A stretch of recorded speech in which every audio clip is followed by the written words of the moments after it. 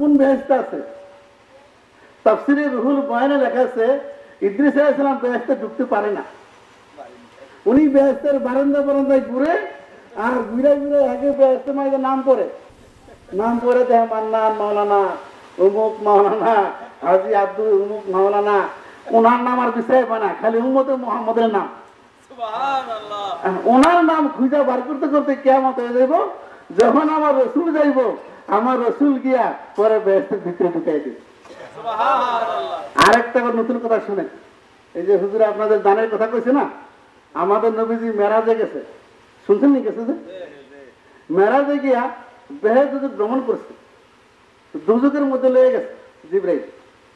আমার নবী দেখে এই যে একজন ভদ্রলোক বসে আছে, এরকম ভাবে আসাম ধইরা একজন লোক দুজকের মাঝখানে বসে।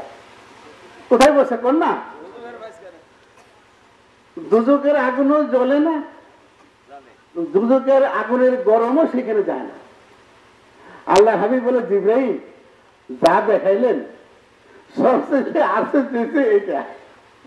দুজকের ভিতরে বসা, দুজকের আগুনও জ্বলে না, আগুনের তাপও লাগে না। উনি কে? উনি কোন নবী? জিবরাইল বলে, ইয়া রাসূলুল্লাহ, ইনি তো হাতেম তাই। তাফসীর রুহুল বয়ান আছে, উনি তো হাতেম তাই। তো হাতেম তাই আল্লাহ হাবিবকে ডাক দিচ্ছে। তো আল্লাহ হাবিব কাছে গেছে, গিয়ে দেখে শরীরে কোনো আগুনের তাপ নেই। বলে যে হাতেম তাইয়ের মেয়ে রাসূলের পাকের কাছে ইসলাম গ্রহণ করছিল।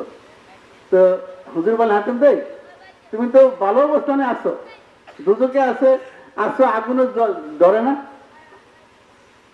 বলে যে হুজুর একটু দয়া করে আমার বেহেশতের ভিতরে রেখে দেন। তো হাতেম তাই ইমানদার না বেঈমান? বেঈমান। বলেন উনি কি? আমার নবীজি দুনিয়াতে আসার 55 বছর আগে হাতেম তাই ওফাত, নবীজির জমানা পায়নি। হাতেম তাই বলে, ইয়া রাসূলুল্লাহ, আপনি একটু দয়া করে আমার বেহেশতের ভিতরে রেখে দেন। আল্লাহ হাবিব বলে, শোনো হাতেম তাই, তুমি তো দুনিয়াতে দান করছো, এই দানের বদলতে আল্লাহ দুজক করে তোমার জন্য বেহেশত বানাই দিছে।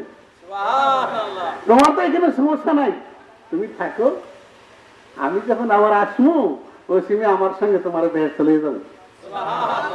যারা বলেন সুবহানাল্লাহ। হযরতে ইমাম হাসান এবং হুসাইন রাদিয়াল্লাহু তাআলা আনহু নবীজির দুই কোলে বসা। ওই যে বলছিলাম, গাছের দাম বেশি না ফুলের দাম বেশি? ফুল আছে বিদায়, গাছের না।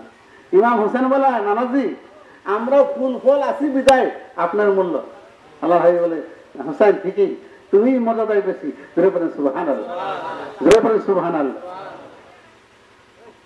আল্লাহ আমার প্রিয় হাবিবরে ভালোবাসে। কিরকম ভালোবাসে? আল্লাহ আমাদের নবীরে কিরকম ভালোবাসে? ওই যে ওখানে কথা বাদ গেছে, বলতেছিলাম হযরত ফাতেমা কাঁদতেছে যে ইয়া রাসূলুল্লাহ, আল্লাহ বলে, ফাতেমা তুমি কাঁদো না? বলে, ইয়া রাসূলুল্লাহ, আমি আপনার চেহারা না দেখলে আমি তো বাঁচতে পারবো না, আপনি আমার সাথে করে নিয়ে যান। আল্লাহ বলে, যাও ফাতেমা, আমি দুইটা ফুল